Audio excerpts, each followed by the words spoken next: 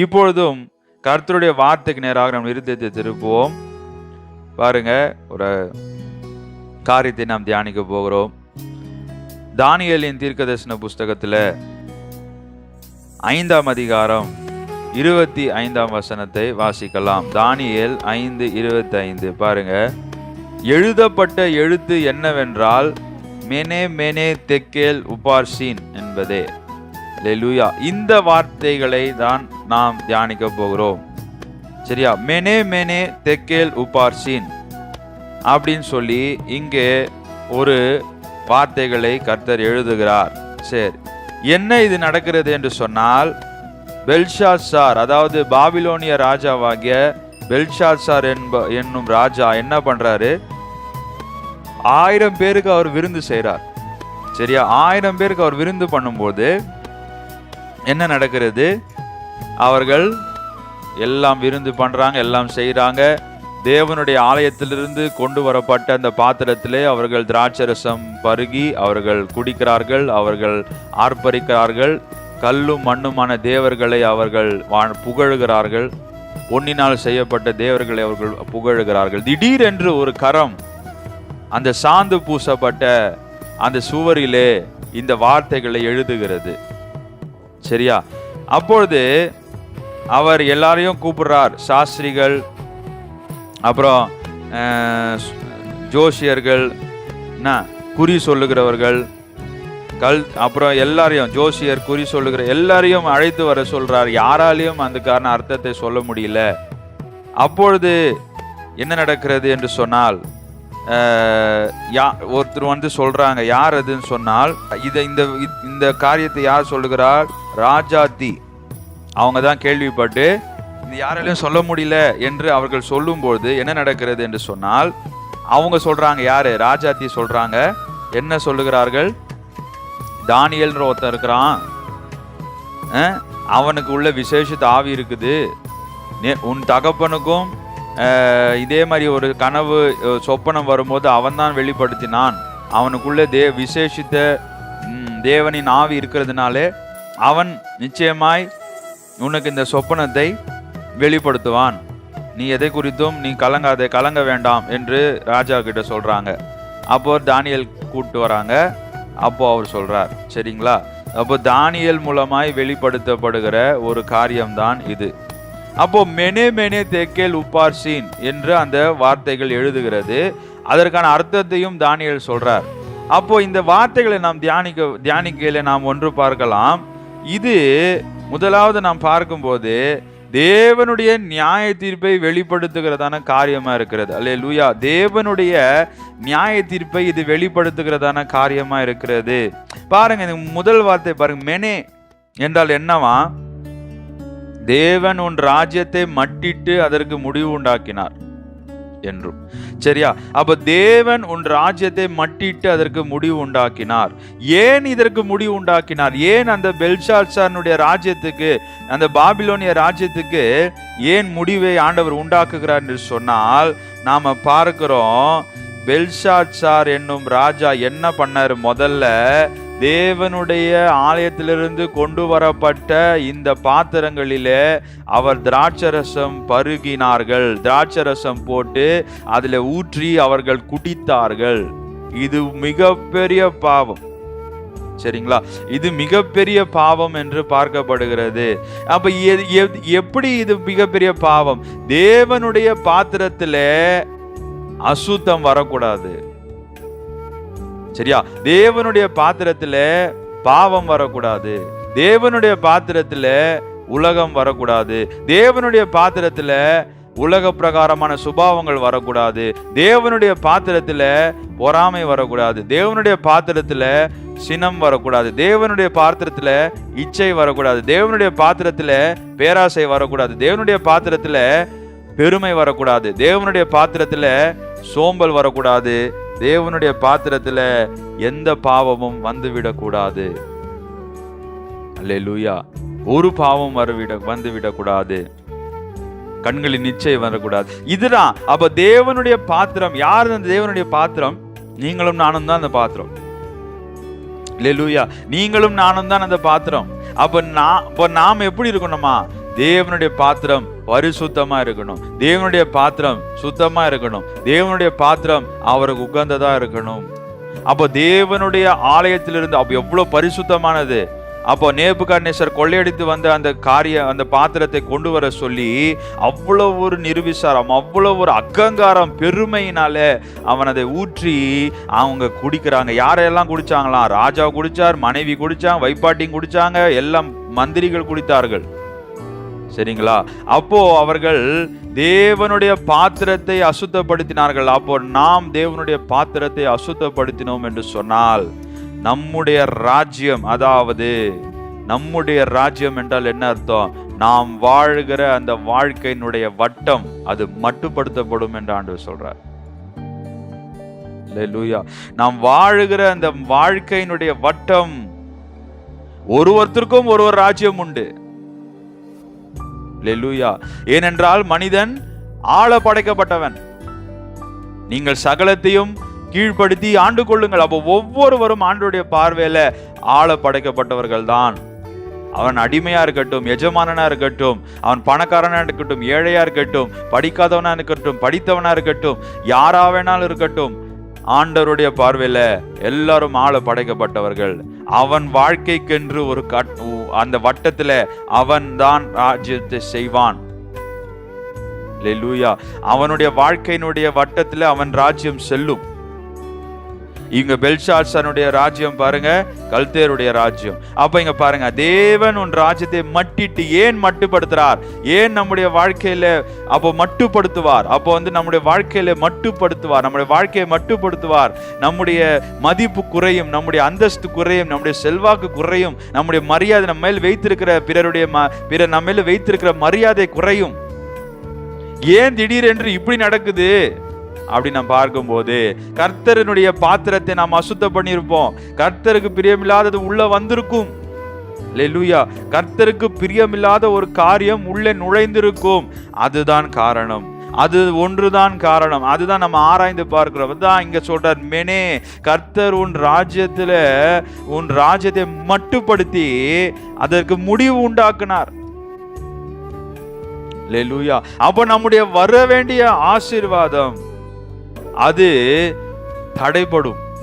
நமக்கு கிடைக்க வேண்டிய ஆசீர்வாதம் முடிவுபடும், கிடைக்காது. அது கிடைக்கவே கிடைக்காது. அப்புறம் நமக்கு இருக்கிற ஆசீர்வாதம் முடிவுபடும். அல்லேலூயா. நமக்கு வர வேண்டிய ஆசீர்வாதம் வரவே வராது. நாம இருக்கிற ஆசீர்வாதம், நம்ம ஒரு ஆசீர்வாதத்தில் அனுபவிச்சுட்டு இருப்போம்ல, அந்த ஆசீர்வாதம் முடிவடையும். அதற்கு ஆண்டவர் முடிவு உண்டாக்குவார். அல்லேலூயா. அதற்கு ஆண்டவர் முடிவு உண்டாக்குவார். அப்போ நாம் என்ன பண்ணணும்? நம்முடைய வாழ்க்கையில ஆசீர்வாதத்தை நாம் இழக்க கூடாது. நம்முடைய வாழ்க்கையில நாம் ஆசீர்வாதத்தை நாம் அடையாமல் போகக்கூடாது என்று சொன்னால் பாத்திரத்தை சுத்தமா வைக்கணும். அல்லேலூயா. பாத்திரத்தை பரிசுத்தமாய் காத்து கொள்ளணும். தேவனுடைய பாத்திரம், அதாவது கர்த்தருடைய பாத்திரம். அப்ப யார் அந்த பாத்திரம்? ரட்சிப்பின் பாத்திரத்தை தாவீது சொல்றார், என் ரட்சிப்பின் பாத்திரத்தை எடுத்து நான் ஸ்தோத்திரம் பண்றேன் ஆண்டவரே, ரட்சிப்பின் பாத்திரத்தை எடுத்து துதிக்கிறேன்பா அப்படின்னு சொல்றார். அப்ப ரட்சிப்பின் பாத்திரம், அப்ப நாம தான் அந்த பாத்திரம். நமக்குள்ளதான் அவர் வரார். என் பாத்திரம் நிரம்பி வழிகிறது என்று சொல்றார் தாவீது 23ஆம் சங்கீதத்துல, என் பாத்திரம் நிரம்பி வழிகிறது. அப்போ நாம பாத்திரம், நம்ம என்ன பண்றோம்? ஒரு காலத்துல நம்ம பாவத்துல இருந்தோம், பிரச்சனையில இருந்தோம், போராட்டத்துல இருந்தோம், அசுத்தத்துல இருந்தோம். கர்த்தர் நம்ம எடுத்து நம்முடைய பாத்திரத்தை அவர் ரத்தத்தினாலே கழுவி அவர் நம்மை பரிசுத்தமாக்கி வைத்திருக்கிறாரு. அதற்கு பிறகு என்ன பண்றாரு? தன்னுடைய ஆவியை, பரிசுத்த ஆவியை நமக்குள்ளே பொழிகிறார், நம்மை பரிசுத்தமாக்குகிறார், நம்மை அனல் மூட்டுகிறார். அப்பொழுதும் நமக்குள்ளே ஒரு பெருமை வந்துருது. அப்பா நம்ம இன்னும் பயங்கரமான ஆளு, நம்ம ஆண்டவருக்கு நம்ம என்ன அப்படின்னு சொல்லி கொஞ்சம் ஆசீர்வாதத்தை பார்த்த உடனே, கொஞ்சம் சௌகரியத்தை பார்த்த உடனே, கொஞ்சம் உயர்வை பார்த்த உடனே, கொஞ்சம் ஏதோ ஒரு காரியம் நல்ல நன்மைக்கு ஏதுவாய் நடந்த உடனே பெருமை வருது, அகங்காரம் வருது. நாம தான் என்னமோ சாதித்து விட்ட மாதிரி அகங்காரத்தினால நமக்குள்ளே பெருமை அந்த பாத்திரத்தை நாம் அசுத்தப்படுத்துறோம். பெருமை வந்தா மற்றதெல்லாம் வந்துடும். அல்லேலூயா. பெருமை வந்துவிட்டால் எல்லா காரியமும் நமக்கு கிடைத்து வந்துவிடும். பின்பாக அத்தனை பாவங்களும் வந்துவிடும். அதனால்தான் ஆண்டவர் இங்கே பெல்ஷாத்சாருடைய ராஜ்யத்துக்கு முடிவு உண்டாக்குகிறார். தேவன் அவன் ராஜ்யத்தை மட்டுப்படுத்தினார். ஏன்னா அவன் தேவனுடைய பாத்திரத்தை மட்டுப்படுத்தினான். தேவன் அவன் ராஜ்யத்தை மட்டுப்படுத்துகிறார்.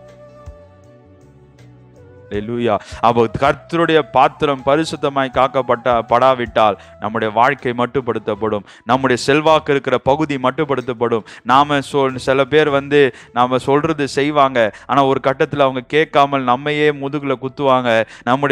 நம்முடைய சொற்களுக்கு மரியாதை இருக்காது, நம்முடைய சொல்லுக்கு மரியாதை இருக்காது, நம்முடைய சொல்லுக்கு இடம் இருக்காது. என்னப்பா இது, நானும் சொல்லிட்டு இருக்கேன், ஒருத்தனையும் பேச்சு கேட்க மாட்டேன்றான். ஆண்டவர் மட்டுப்படுத்துவார். ஆண்டவர் மட்டுப்படுத்துவார். பிரியமானவர்களே, நம்முடைய வாழ்க்கையின் செல்வாக்கு இருக்கிற பகுதிகளை மட்டுப்படுத்துவார். ஏன்னா நாம அவர் பாத்திரத்தை மட்டுப்படுத்துறோம், அசுத்தப்படுத்துறோம். நம்முடைய வாழ்க்கையை அவர் அப்படி செய்வார். அதனால் நம்ம ஜாக்கிரதையா இருக்கணும். கர்த்தருடைய பாத்திரத்தை அசுத்தப்படுத்தக்கூடாது. கர்த்தருடைய பாத்திரம் அப்ப எப்படிங்க காத்து கொள்றது? ஜெபம், வேத வாசிப்பு, அனுதினமும் கர்த்தரை தேடுதல், இதுதான் வழி. வேற வழியே கிடையாது. கர்த்தருடைய பாத்திரத்தை பரிசுத்தமாய் காத்துக்கொள்வது எப்படி? இப்படிதான் தினம் தினம் அவரால் நிரப்பப்பட்டு பாத்திரத்தில் அவர் தான் இருப்பார். அப்ப ஏதாவது நுழைய முடியுமா? பெருமை நுழையுமா? உலகம் நுழையுமா? அசுத்தம் நுழையுமா? ஒன்றும் நுழைய முடியாது. ஏன்னா அவர் நிரம்பி இருப்பார் பாத்திரத்துல. நமக்கு பிரச்சனையே கிடையாது. நமக்கு ஒரு சஞ்சலமும் இருக்காது. நம்முடைய வாழ்க்கையினுடைய அந்த ராஜ்யத்தை அவர் ஆளுகை செய்து அவர் நடத்தி கொண்டு போவார். எவ்வளவு பெரிய ஒரு ஆசீர்வாதம் பாருங்க. அவர் என்ன விரும்புறார் தெரியுமா? எப்பா நீ உன் வாழ்க்கையை நீ ஆளாத, உன் வாழ்க்கையை நீ நடத்தாத, நான் நடத்துறேன்றார். அல்லேலூயா. நான் நடத்துறேன். நான் உன் வாழ்க்கையை நான் நடத்துறேன். உன் வாழ்க்கையை நான் என் மூலமாய் நீ வாழு. அல்லேலூயா. என் மூலமாய் நீ வாழுன்றார். அதுதான் கிறிஸ்தியனுக்குள்ள ஜீவிக்கிறார். அல்லேலூயா. வாழ்வது நான் அல்ல, எப்பா வாழ்வது நான் அல்ல, நான் எப்பயோ போயிட்டேன், அவர் தான் இருக்கிறார். அப்போ பாருங்க எவ்வளவு பெரிய ஆசீர்வாதத்தை ஆண்டவர் வைக்கிறார். எப்பொழுது பவுல் எப்படி பவுலால் அது சொல்ல முடிஞ்சது? பாத்திரம் தூய்மையா இருந்தது, பாத்திரம் பரிசுத்தமா இருந்தது. பவுலால எப்படி அதை சொல்ல முடிந்தது என்று பார்க்கும்போது பவுலுடைய பாத்திரம் பரிசுத்தமா இருந்தது. கர்த்தருடைய ஆலயம் பரிசுத்தமா இருக்கிறது. நீங்களே அந்த ஆலயம் சொன்னாரே, அப்ப அவர் பாத்திரம் எவ்வளவு பரிசுத்தமா இருந்திருக்கணும். சரிங்களா? அதுதான் இந்த ராஜா செய்யல. என்ன பண்ணாரு? தேவனுடைய ஆலயத்தை அவன் மட்டுப்படுத்தினான். தேவனுடைய ஆலயத்திலிருந்து பாத்திரத்தை மட்டுப்படுத்தினான். கர்த்தர் அவன் ராஜ்யத்தை மட்டுப்படுத்தினது மாத்திரமல்ல, முடிவு உண்டாக்கினார் என்று பார்க்கிறோம். முடிவு உண்டாக்குறார். அல்லேலூயா. ஆசீர்வாதத்துக்கு ஒரு முடிவு உண்டாக்கிடுவார். வர வேண்டிய ஆசீர்வாதத்துக்கு ஒரு முடிவு உண்டாக்கிடுவார். இருக்கிற ஆசீர்வாதத்துக்கு ஒரு முடிவு உண்டாக்கிடுவார். செல்வாக்குக்கு ஒரு முடிவு உண்டாக்கிடுவார்.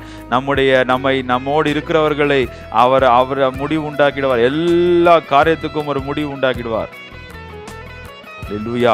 அவரால் தொடங்கவும் முடியும், அவரால் முடிக்கவும் முடியும். எப்போ பார்த்தாலும் தொடங்கிட்டே இருப்பாரு, நம்ம கணக்கு வைக்க கூடாது. அவர் முடிக்கவும் அவரால் முடியும். அல்லேலூயா. ஆசீர்வாதத்தை கொடுக்கவும் முடியும், கொடுத்த ஆசீர்வாதத்தை அவரால் எடுக்கவும் முடியும். அதனால நாம் கர்த்தரை டேக்கன் ஃபார் கிராண்டட்னு எடுத்துக்கூடாது. ஏதோ நம்ம சொந்த யூஸ் ப்ராப்பர்ட்டி. அவரு வேணும் போது நம்ம ஆண்டவரே வேணாத போது நம்ம தூக்கி போட்டுட்டு அந்த 10 குஷ்டரோகிங்க போயிட்டு 9 பேர் போன மாதிரி அந்த மாதிரி நாம் இருந்தோம் என்று சொன்னால் தேவன் நம்மை மட்டுப்படுத்தி நம்முடைய ராஜ்யத்துக்கு முடிவு உண்டாக்கிடுவார், நம்முடைய வாழ்க்கைக்கு முடிவு உண்டாக்குவார் என்பதில் எந்த சந்தேகமும் நமக்கு இருக்க வேண்டாம். அல்லேலூயா. அதனால நாம் பார்க்கிறோம், மெனே என்ற வார்த்தைக்கு என்ன அர்த்தமா? தேவன் உன் ராஜ்யத்தை மட்டுப்படுத்தி முடிவு உண்டாக்குகிறார். அல்லேலூயா. அடுத்து பாருங்க, தெக்கேல். தெக்கேல் என்றால் என்னதான் என்பதற்கு நீ தராசிலே நிறுக்கப்பட்டு குறைய காணப்பட்டாய் என்றும். அப்போ ஆண்டவர் சொல்றாரு, நீ தராசில நிறுத்தப்பட்டப்பா, அதுல குறைய காணப்பட்டியான். நான் எதிர்பார்த்த அளவுக்கு நீ இல்ல. நான் எதிர்பார்க்கிற அளவு ஒன்று இருக்கிறது. அப்ப நாம பார்க்கலாம், இங்க தேவன் எதிர்பார்க்கிற ஒரு விசுவாசி கிட்ட, ஒரு தேவனுடைய பிள்ளை என்று தன்னை சொல்லிக் கொள்ளுகிறவனிடத்திலே,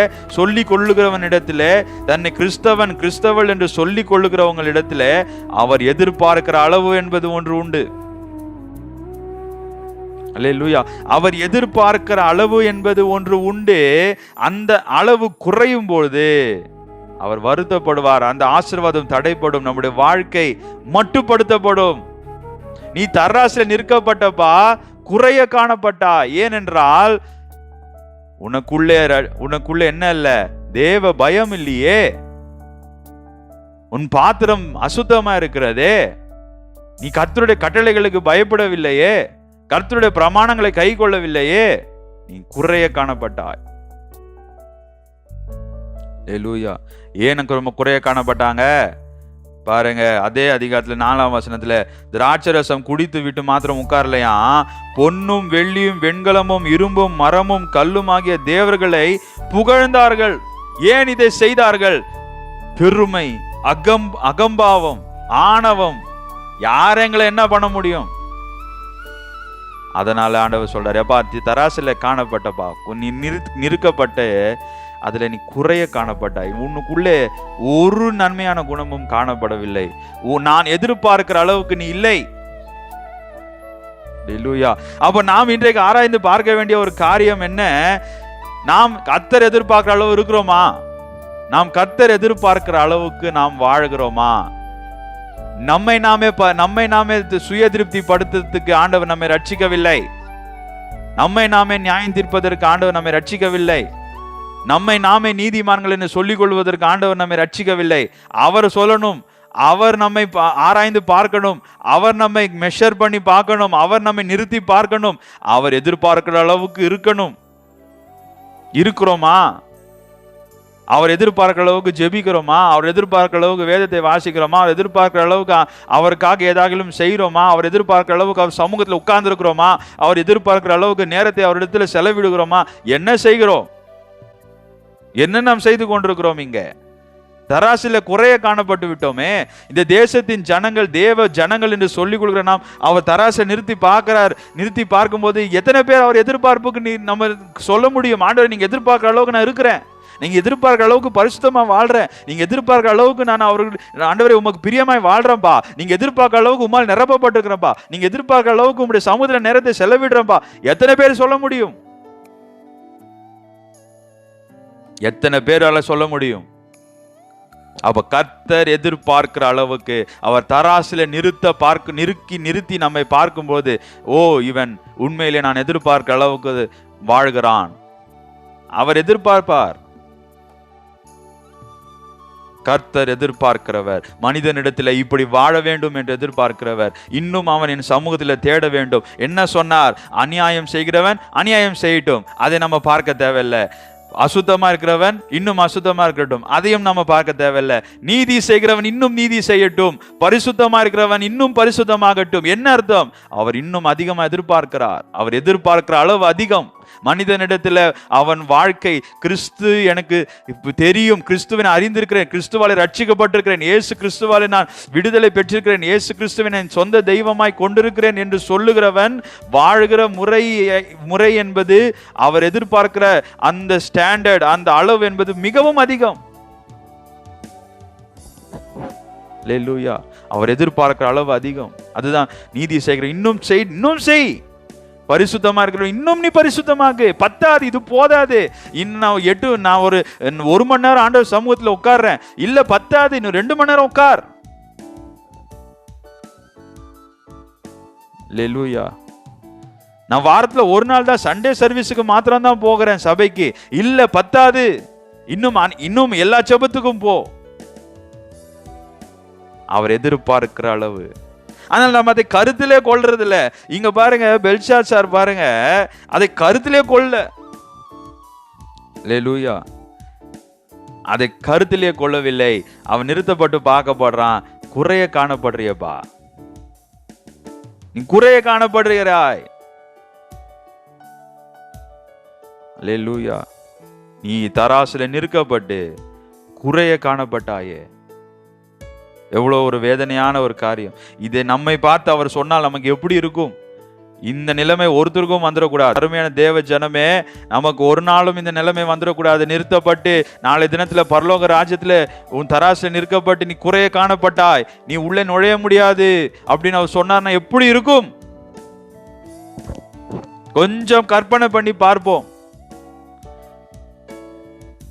நான் எதிர்பார்த்த அளவுக்கு உன் வாழ்க்கை இல்லையே, என்னை விட்டு போ என்று சொன்னால் எப்படி இருக்கும்? ஆண்டவரே என்ன நடக்குது, நான் இவ்வளவுலாம் செஞ்சேன், இல்லப்பா நான் எதிர்பார்த்த அளவுக்கு இல்லையே, நான் எதிர்பார்த்தது இங்க, நீ இங்க இருக்கிற. அல்லேலூயா. நான் உன்னை எதிர்பார்த்தது, நான் உன்னை அழைத்தது, நான் உன்னை ரட்சித்தது, நான் உன்னை தப்புவித்தது, நான் உன்னை அழைத்து உன்னை ரட்சித்து ரத்தத்தினால கழுவி உன்னை பரிசுத்தமாக்கி உனக்கு வேண்டியதையெல்லாம் கொடுத்து ஆசீர்வதித்து உன்னை பலப்படுத்தி உனக்கு திடப்படுத்தி எல்லாம் பண்ணினது நீ காலாட்களோடு நடந்து போவதற்கல்ல, குதிரைகளோடு ஓடுவதற்கு. ஆனா நீ என்ன பண்ணிட்டு இருக்க? காலாட்டுகளோடு நடந்து போயிட்டு இருக்க. எப்போ குதிரைகளோடு ஓடுறது அப்படின்னு ஆண்டவர் கேட்கிறார். அப்போ அவர் எதிர்பார்க்கிற அளவு எங்க? அதிகமான ஒரு நிலைமையில அவர் எதிர்பார்க்கிறார். அதிகமான ஆண்டவரோடு எப்படி தெரியுமா? தரைமட்ட கிறிஸ்தவ வாழ்க்கை அவருக்கு தேவையில்லையா? எப்படிப்பட்ட வாழ்க்கை வேண்டும் தெரியுமா? வேதத்துல வாசிக்கிறோம், ஏனோக்கு தேவனோடு சஞ்சரித்தான், நோவா தேவனோடு சஞ்சரித்தான், ஆபிரகாம் சிநேகிதன் என்னப்பட்டான், மோசையோடு முகமுகமாய் தேவன் பேசினாராம், தாவீது சொல்ற இருதயத்துக்கு ஏற்றவன். இதுதான் அவர் எதிர்பார்க்கிறது.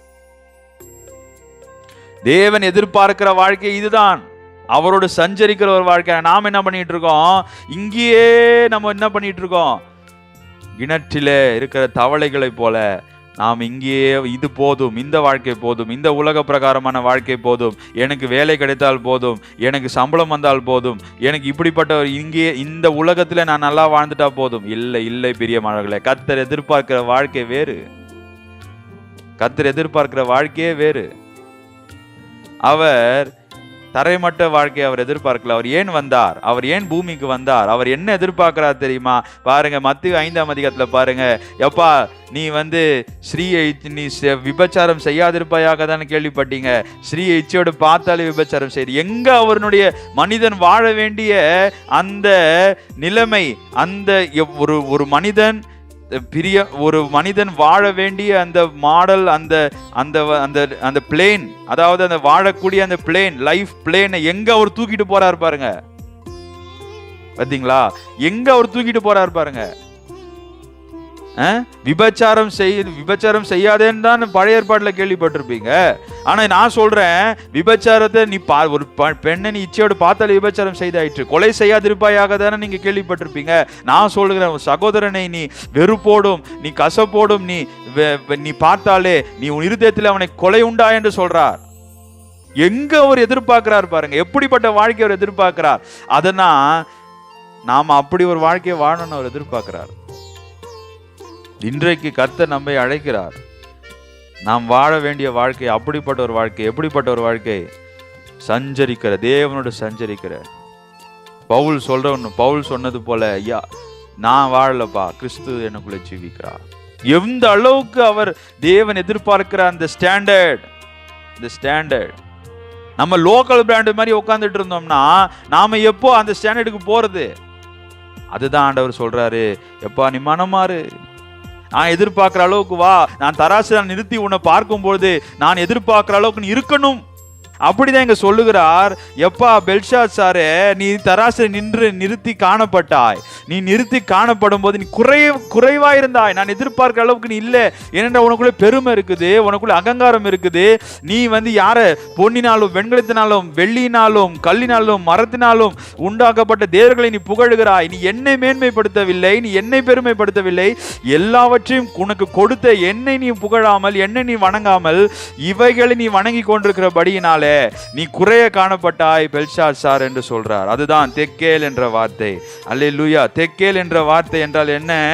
நீ குறைய காணப்பட்டாய். அப்ப கர்த்தருக்கு எதிர்பார்க்கிற அளவு, கர்த்தர் எதிர்பார்க்கிற அளவுக்கு நம்முடைய வாழ்க்கை இல்லாவிட்டால், நம்முடைய ராஜ்யம், நம்முடைய வாழ்க்கை முறை, நாம் ஆளுகிற இடம், நம்முடைய செல்வாக்கு இருக்கிற இடம் மட்டுப்படுத்தப்படும். அல்லேலூயா. மட்டுப்படுத்தப்படும் பிரியமானவர்களே. அதெல்லாம் நாம் என்ன பண்ணக்கூடாது? ஒரு நாளும் கர்த்தர் எதிர்பார்க்கிற அளவு நாம் வாழாமல் இருந்துடவே கூடாது. ஒவ்வொரு நாளும் அவர் எதிர்பார்க்கிற அளவை நாம் அடையணும். அல்லேலூயா. ஒவ்வொரு நாளும் அவர் எதிர்பார்க்கிற அளவை நாம் அடைய வேண்டும் என்று கர்த்தர் எதிர்பார்க்கிறார். பிரியமானவர்களே, ஒவ்வொரு நாளும் நாம் அவர் எதிர்பார்க்கிற அளவு நாம் அடையணும். அந்த அளவை நாம் அடைய வேண்டும் என்று கர்த்தர் எதிர்பார்க்கிறார். அப்ப எப்படிங்க அடையிறது, என்ன பண்றது? அப்ப தேவன் இந்த நாளிலே நம்மோடு பேசுகிற வார்த்தை, நீ ஜெபி, அதிகமாய் ஜெபி, எல்லாவற்றையும் அதிகம் பண்ணு. பரிசுத்தமாக இருக்கிற இன்னும் பரிசுத்தமாக, நீதி செய்ய இன்னும் நீதி செய், ஜெபிக்கிறியா இன்னும் அதிகமாய் ஜெபி, வேதத்தை வாசிக்கிற இன்னும் அதிகமாய் வேதத்தை வாசி. அதுதான் ஆண்டவர் எதிர்பார்க்கிறார். அதிகம். இது போதும் என்று நின்றுடக்கூடாது. இன்னும் நான் பரிசுத்தமாகணும், இன்னும் நான் அபிஷேகத்தில் வளரணும், இன்னும் நான் உம்முடைய ஆண்டவரே வரங்களினால் நிரப்பப்படணுமே, இன்னும் நான் உம்முடைய கனிகளினால் நிரப்பப்படணுமே, இன்னும் நான் அதிகமாய் ஆண்டவரே உமக்காய் ஏதாவது செய்யணுமே, இன்னும் நான் அதிகமாய் உம்முடைய வல்லமையினால நிரப்பப்பட்டு நான் ஆண்டவரே உம்முடைய ஊழியத்தை அதிகமாய் செய்யணும்பா. இதுதான் நம்முடைய வாஞ்சியா இருக்கணும், இதுதான் நம்முடைய ஏக்கமா இருக்கணும். அப்போது நீங்க தராசில ஒரு நாள் ஆண்டவரை நீங்க நிறுத்தி பார்க்கும் போது, ஐயா உம்முடைய எதிர்பார்ப்புக்கு ஏற்றவனான நான் இருக்கணும்பா. நான் எதிர்பார்த்த அளவுக்கு இந்த மகன் வாழ்ந்திருக்கிறான், நான் எதிர்பார்த்த அளவுக்கு இந்த மகள் வாழ்ந்திருக்கிறா. நீதான் என்னுடைய உண்மையான பிள்ளை, நல்லது, உண்மையும் உத்தமமான ஊழியக்காரனே, well done my good and faithful servant. எப்போது அதை சொல்லுவாரு? இவங்களுக்கு தான் சொல்லுவாரு. யாருக்கு? கர்த்தர் எதிர்பார்த்த அளவுக்கு தங்களுடைய வாழ்க்கையை வாழ்ந்த பிள்ளைகள், கர்த்தர் எதிர்பார்த்த அளவுக்கு தங்களுடைய வாழ்க்கையை வாழ்ந்த பிள்ளைகளுக்கு தான் இந்த மாதிரி ஒரு காரியம் சொல்லப்படும். என்ன காரியம்? நல்லது, நான் எதிர்பார்த்த அளவுக்கு நீ வாழ்ந்திருக்கிறாய். உன்கிட்ட 5 காசு கொடுத்தேன், நீ 10 ஆக்கிட்ட. உனக்கு 2 காசு கொடுத்தேன், நீ 4 ஆக்கிட்ட. உனக்கு 1 தான் கொடுத்தேன், அதையும் நீ ஒன்னும் பண்ணாம உட்கார வச்சிருக்கிறியே. நான் எதிர்பார்த்த அளவுக்கு நீ இல்லை. அல்லேலூயா. அதுதான் ஆண்டவர் அங்க சொல்றார். அப்போ தெக்கேல் என்ற வார்த்தைக்கு என்ன அர்த்தம்? நீ தராசிலே நிறுத்தப்பட்டு குறைய காணப்பட்டாய். அல்லேலூயா. அப்புறம் பாருங்க, உப்பார்சீன். அப்போ உப்பார்சீன் என்றால் பேரேஸ், சரிங்க. அப்போ அந்த உப்பார்சீன் என்கிற வார்த்தையில பேரேஸ் அப்படின்ற ஒரு வார்த்தை வருகிறது, சரிங்களா. அப்போ பாருங்க, என்பதற்கு உன் ராஜ்யம் பிரிக்கப்பட்டு மேதியருக்கும் பெர்சியருக்கும் கொடுக்கப்பட்டது என்று அர்த்தமாம், சரிங்களா. அப்போ மேதியருக்கும் பெர்சியருக்கும் கொடுக்கப்பட்டது என்றால் என்ன? இந்த பெல்ஷாத்சார் அந்த ஆசீர்வாதத்தை அவன் சுதந்தரிக்கவில்லை. அவன் சுதந்தரித்து அவன் தக்க வைத்துக் கொள்ள முடியவில்லை. ஏனென்றால் அவன் பாவத்தினாலேயும் ஆண்டவரை மேன்மைப்படுத்தாமல், ஆண்டவரை ஸ்தோத்தரிக்காமல், ஆண்டவருக்கு ஆராதனை செய்யாமல், அந்நிய தேவர்களை நமஸ்கரித்ததினாலே அவன் அந்த ஆசீர்வாதத்தை இழந்து போய் யாருக்கு கொடுக்கப்பட்டது? அடுத்ததா இருக்கிறவங்களுக்கு கொடுக்கப்பட்டது. மேதிய பர்சியருக்கு பிரித்து கொடுக்கப்பட்டது என்று இங்கே வசனம் சொல்லுகிறது. பாருங்க, அவன் சுதந்தரிக்க வேண்டிய ஆசீர்வாதம், அவன் தான் அந்த ராஜ்யத்தை ஆண்டிருக்கணும். ஆனா என்ன நடக்குதான்? உன் ராஜ்யம் பிடுங்கப்பட்டு அது மற்றவர்களுக்கு கொடுக்கப்படுது. அப்படிதான் நாம் ஆண்டவர் எதிர்பார்க்கிற அளவுக்கு நம்முடைய வாழ்க்கை இல்லாவிட்டால், ஆண்டவர் எதிர்பார்க்கும் அளவுக்கு ஆண்டவர் எதிர்பார்க்கிற அளவுக்கு நம்முடைய வாழ்க்கை இல்லாமல் அவர் தராசில் நிறுத்தப்பட்டு குறைய காணப்பட்டோம் என்று சொன்னால், அதற்கு பிறகு நாம் என்ன பண்ணணுமா? தேவன் உன் ராஜ்யத்தை மட்டிட்டு, அது முதலாவது வார்த்தை நாம் பார்த்தோம்ல. அப்பொழுது நாம என்ன பண்ணணும்? தேவனுடைய பாத்திரத்தை நாம் பரிசுத்தமாய் காத்து கொள்ளவில்லை என்றால், தேவனுடைய பாத்திரத்தை நாம் பரிசுத்தமாய் நாம அதிலே நாம நிரப்பப்படாவிட்டால் நாம் என்ன நடக்குமா? நமக்கு வர வேண்டிய ஆசீர்வாதம் பிறருக்கு கொடுக்கப்படும். அதுதான் உண்மை. நமக்கு வர வேண்டிய ஆசீர்வாதம் பிறருக்கு கொடுக்கப்படும். அல்லேலூயா. நமக்கு வர வேண்டிய ஆசீர்வாதம் பிறருக்கு கொடுக்கப்படும் என்று பார்க்கிறோம், சரியா? அப்படி நாம் இருக்கக்கூடாது. அதுதான் பாருங்க இந்த வார்த்தை, சரிங்களா. மேதியருக்கும் பெர்சியருக்கும் கொடுக்கப்பட்டது. அதே போல அந்த ராஜா பெல்ஷாத்சார் ராஜா அந்த ராத்திரியிலேயே அவன் கொலை செய்யப்படுகிறான். அல்லேலூயா. 30வது வசனத்துல நாம் வாசிக்க முடியும்.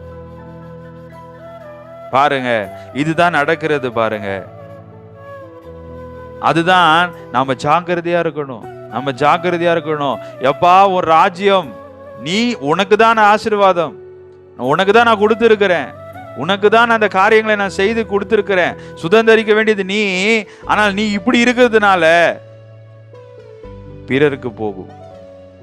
உன் ராஜ்யம் பிரிக்கப்பட்டு மேதியருக்கும் பெர்சியருக்கும் அது கொடுக்கப்பட்டது. ஏனென்றால் நீ அதற்கு தகுதியானவன் அல்ல, நீ அந்த ராஜ்யத்திற்கு தகுதியானவன் இல்லை, நீ அந்த ஆசீர்வாதத்துக்கு தகுதியானவன் இல்லை, நீ அந்த சுதந்திரத்துக்கு தகுதியானவன் இல்லை.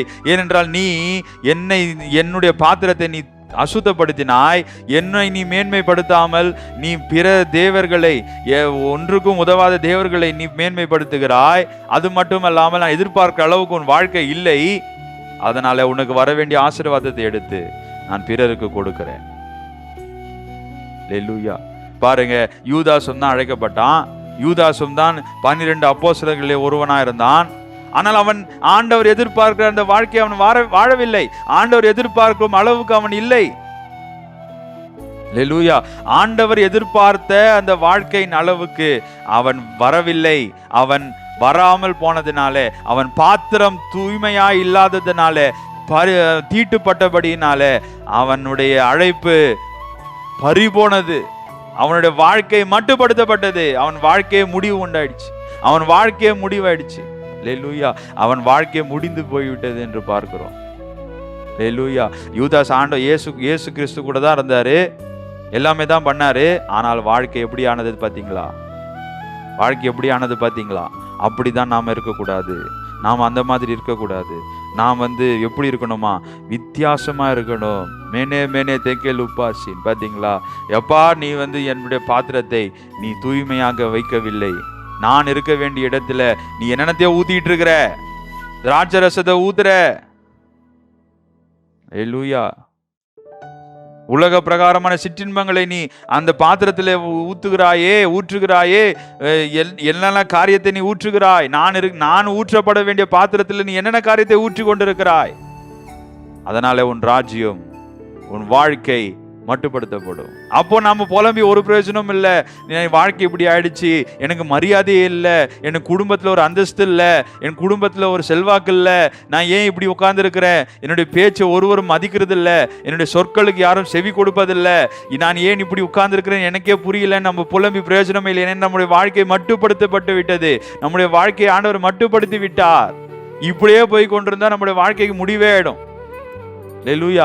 இப்படியே இந்த பாதையிலே போய் கொண்டிருந்தா நம்முடைய வாழ்க்கை யூதாஸ் காரியத்து வாழ்க்கை போலதான் போய் முடியும். அல்லேலூயா. அப்போதான் ஆசீர்வாதத்தை எல்லாம் இழந்து போய், ஆசீர்வாதத்துக்கு எல்லாம் முடிவு உண்டாகி, சுதந்திரத்தை எல்லாம் இழந்து போய் ஒன்றும் இல்லாமல் போகும். அதுதான் இன்றைக்கு ஆண்டவர் நம்மோட திட்டம் தெளிவா பேசுறாரு. எப்பா நான் எதிர்பார்க்கிற அளவுக்கு உன் பாத்திரத்தை நீ நிரப்பு. அல்லேலூயா. நான் எதிர்பார்க்கிற அளவுக்கு உன் பாத்திரத்தை நீ நிரப்பு என்று ஆண்டவர் சொல்லுகிறார். எதிர்பார்க்கிற அளவுக்கு உன் பாத்திரத்தை நீ நிரப்பு. அப்பொழுது நீ நிரப்பினாய் என்று சொன்னால் நிச்சயமாய் நான் உன்னிடத்துல கிரியை செய்வேன். இந்த ராஜ்யம், இந்த கல்தேயர் ராஜ்யம் பிரிக்கப்பட்டு கொடுக்கப்பட்டதுக்கு என்ன காரணம்? பெல்ஷாத்சார் தான் காரணம். அல்லேலூயா. பெல்ஷாத்சார் தான் காரணம். அவன் அப்பதான் தானியேல் சொல்றாரு, தகப்பனே 7 வருஷம் ஒன்றும் தன்னை மேன்மைப்படுத்தினதுனாலே புத்தி பேதலித்து மாட்டை போல அவன் புல்லை தின்னான். அதெல்லாம் நீ அறிந்தும் நீ திருப்பியும் அதே தவறை செய்கிறீரே. உன் தகப்பனை போல நீர் அப்படியே அதே மாதிரி நீங்க வாழ்றியே. உன்னதமான தேவனை நீ மேன்மைப்படுத்தாமல், அவரை நீ போற்றாமல் நீ என்ன செய்து கொண்டிருக்கிறாய்? அதுதான் தானியேல் கேட்கிறார். அல்லேலூயா. 23ஆம் வசனத்தை நாம் வாசித்தோம் என்றால் நாம் அதை பார்க்க முடியும். தானியேல் 5:23 பாருங்க. இதுதான் பெல்ஷாத்சாருக்கு வந்த முடிவு. அல்லேலூயா. மேனே தேக்கேல் உப்பார்சி. சரிங்களா? அப்ப எதிர்பார்க்கிற அளவு என்ன? பயங்கரம் மேலான ஒரு நிலைமை அவர் எதிர்பார்க்கிறார் நம்மிடத்திலிருந்து. நம் வாழ்ற வாழ்க்கை ஒண்ணுமே கிடையாது. நம் வாழ்கிற வாழ்க்கை ஒண்ணுமே கிடையாது. ஜெபிக்கிற அளவு ஒண்ணுமே கிடையாது. வேதத்தை வாசிக்கிற அளவு ஒண்ணுமே கிடையாது. அவர் எதிர்பார்க்கிற அளவு என்பது மிகவும் அதிகம். இயேசு கிறிஸ்து எதிர்பார்க்கிற அளவு மிகவும் அதிகம். அதனாலதான் அவர் சொல்றாரு, எப்பா உன்னால வாழ முடியாது அந்த அளவுக்கு பரிசுத்த ஆவியானவரை நான் பொழிந்தருளுவேன், அவர் உனக்கு உதவி செய்வார், அவர் உன்னை சகல சத்தியத்திற்குள்ளும் நடத்துவார், அவர் உன்னை நடத்துவார், அப்பொழுது நீ வாழ முடியும். அல்லேலூயா. அப்போ அவர் வந்து நம்முடைய பாத்திரத்தில் அமரணும்னா வேற எந்த காரியம் இருந்தாலும் அவர் வர முடியுமா? முடியாது. அப்போ அவர் என்ன பண்ணணும்? பரிசுத்தமா அந்த பாத்திரத்தை வைக்கும் போது அவர் வந்து அதுல உட்காருவார், அவர் வந்து அதுல ஊற்றப்படுவார், அவர் வந்து அதில் நிரம்புவார். அப்பொழுது நாம் வாழ்வோம், அவர் எதிர்பார்க்கிற அளவுக்கு வாழ்க்கைக்குள்ளாக நாம் போவோம். அல்லேலூயா. அப்படிதான் பாருங்க தானியேல் தன்னுடைய வாழ்க்கையை பாருங்க. அடுத்த அதிகாரத்துல நாம் பார்க்கும்போது தானியேல் எப்படி அவன் நிரப்பப்பட்டிருந்தான் பாருங்க. முதலாவது இது பெல்ஷாசனுடைய வாழ்க்கையிலே இந்த வார்த்தைகள் நிறைவேறினது இல்லையா?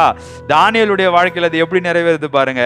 தானியேல் 6ஆம் அதிகாரத்துல பாருங்க, தானியேல் என்ன பண்றார்? முதலாவது அவன் பாத்திரத்தை அவன் சுத்தமா வைத்திருந்தான். எப்படி பாருங்க, அப்பொழுது 4ஆம் வசனம் பாருங்க, பிரதானிகளும் தேசாதிபதிகளும் ராஜ்யத்தின் விசாரிப்பிலே தானியேலை குற்றப்படுத்தும்படி முகாந்திரம் தேடினார்கள். ஆனாலும் ஒரு முகாந்திரத்தையும் குற்றத்தையும் கண்டுபிடிக்க அவர்களால் கூடாதிருந்தது. அவன் உண்மை உள்ளவனா இருந்தபடியால் அவன் மேல் சுமத்த யாதொரு குற்றமும் குறைவும் காணப்படவில்லை. பாத்தீங்களா, பாத்திரம் தூய்மையா இருந்தது தானியேலுக்கு. ஆனால் பெல்ஷாத்சாருக்கு பார்க்கிறோம் தூய்மையா இல்லை, பாத்திரம் அங்கே தூய்மையா இல்லை. தானியேலுக்கோ வென்றால் பாத்திரம் இங்கே தூய்மையாக்கப்படுகிறது. பாத்திரம் இங்கே தூய்மையாக்கப்பட்டதின் ஒரே காரணத்தினால ஒரு குற்றமும் அவன் மேல கண்டுபிடிக்கப்படவில்லையா? அப்ப ஆண்டவர் எப்படி நிரம்பி இருந்திருப்பார், எப்படி தானியேலுக்குள்ள நிரம்பி இருந்திருப்பார்ன்றது பாருங்க. அடுத்ததாய் அவன் என்ன பண்ணா? கர்த்தரை மாத்திரம் வணங்கினான். அங்க என்ன பண்றாரு பெல்ஷாத்சார்? கம்பேர் பண்ணி பாருங்க. அங்க என்ன பண்றாரு பெல்ஷாத்சார்? அந்நிய தேவர்களை அவர் புகழ்றார்.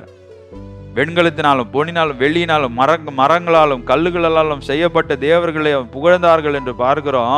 இங்க பாருங்க, சட்டம் போட்டாச்சு, ராஜாவை தவிர வேற யாரையும் வணங்கக்கூடாதுன்னு சட்டம் போட்டாச்சு.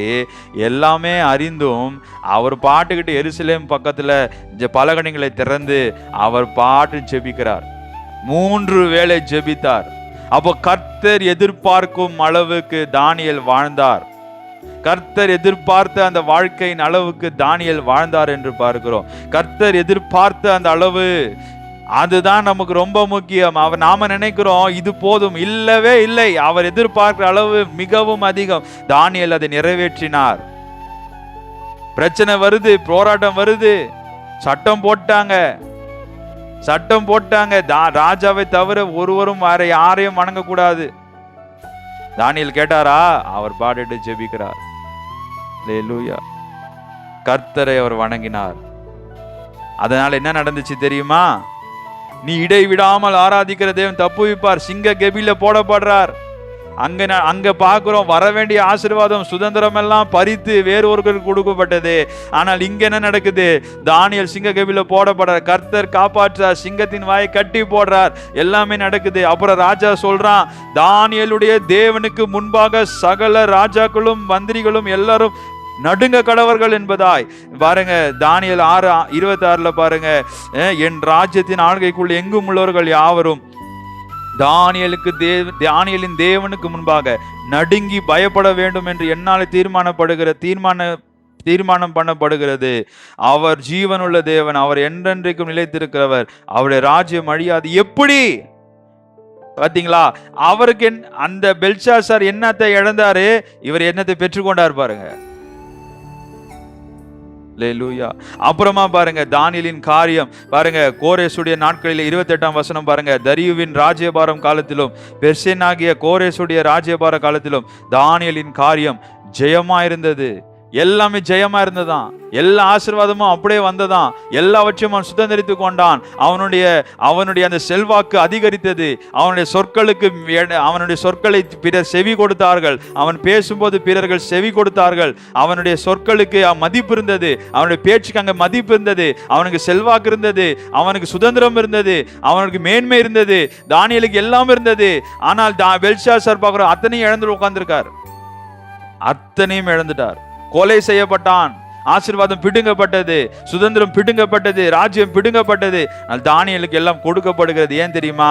தானியேல் கர்த்தர் எதிர்பார்க்க அளவுக்கு தராசில் நிறுத்தப்பட்டு அவர் காணப்படும் போது அவர் நிறைவாயிருந்தார். அப்பா, இவன் எதிர்பார்க்கிற அளவு வாழ்றான்.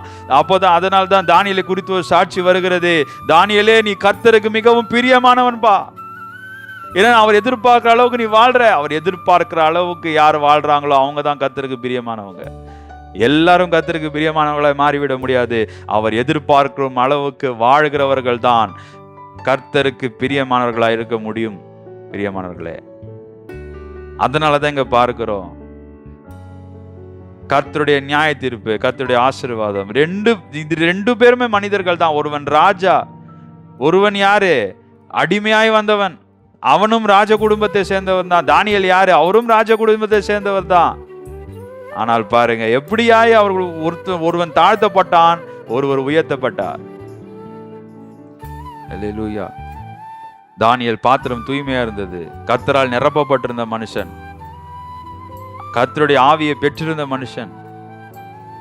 கர்த்தரை மாத்திரம் தான் அவர் மேன்மைப்படுத்தினார். கர்த்தரிடத்திலே தான் அவர் வேண்டினார். கர்த்தரை தான் அவர் வணங்கினார். போராட்டமே, பிரச்சனையே வந்தாலும், சட்டமே போட்டாலும் அவர் கவலைப்படவில்லை. அல்லேலூயா. அதனால தானியேலுடைய தேவனே தேவன் என்று வீரர்கள் அறிந்து கொள்ளும்படியாய் அவருடைய வாழ்க்கை மாறினது. தானியேலுடைய காரியம் ஜெயமா இருந்தது. ஆனால் இங்கே பார்க்கிறோம், மேனே மேனே தெக்கேல் உபாசின். பார்த்தீங்களா, எவ்வளோ ஒரு வேதனையான காரியம். நான் எதிர்பார்க்க அளவுக்கு உன் வாழ்க்கை இல்லையேப்பா.